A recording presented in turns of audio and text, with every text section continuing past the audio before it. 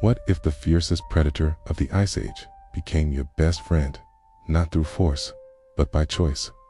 Imagine a world 30,000 years ago, where early humans huddled around fires, fending off the cold, while wild gray wolves stalked just beyond the shadows.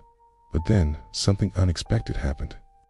A few wolves crept closer, not to attack, but to observe. These were not the biggest or strongest wolves. They were the cautious, curious ones, and they would spark a transformation that would change the course of human history. Over generations, these wolves began scavenging near human camps.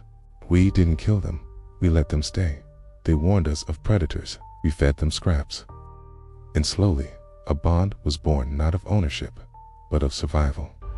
This wasn't domestication in cages. This was a 10,000 generation-long partnership shaped by firelight, famine, and shared purpose.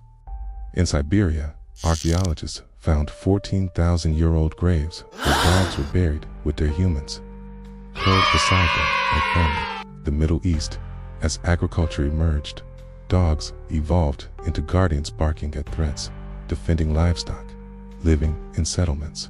In Egypt, dogs were so revered they were mummified alongside pharaohs. In ancient China, noble families bred dogs for companionship and status, while in the Americas, native tribes kept dogs as hunting partners and spiritual protectors long before Europeans arrived. In Europe, Celtic warriors charged into battle with loyal war dogs. In the Arctic, Inuit people bred huskies to pull sleds across frozen landscapes. Everywhere humans went, dogs followed not as slaves, but as partners, adapting to every environment we settled. And science backs this up. Dogs are genetically 99.9% identical to wolves, yet key changes in brain chemistry made them hypersocial, able to read our emotions, understand our gestures, and even feel empathy. They evolved shorter snouts, softer features, calm and puppy-like behaviors into adulthood traits that trigger our nurturing instincts. Unlike any other species, dogs became biologically wired to love us, and we responded in kind. Today, more than 470 million dogs live as pets around the world. But they're more than companions. There are some Chandraskew heroes, emotional support animals, bomb detectors, and, for many, the heartbeat of the home. Yet, we often forget that wagging tail traces back to a wolf who once chose to sit beside a human instead of hunt them.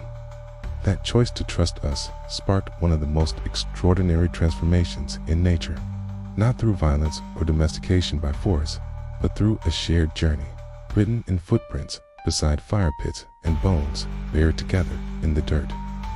For 30,000 years, dogs have been with us, not behind us, not beneath us, but beside us. In war, in peace, in migration, in memory. So the next time your dog curls up at your feet, remember, you're not looking at a pet. You're looking at a living bridge between wild instinct and human connection. A descendant of wolves, shaped not just by evolution, but by friendship. And in that story, we don't just see the history of dogs, we see the story of ourselves.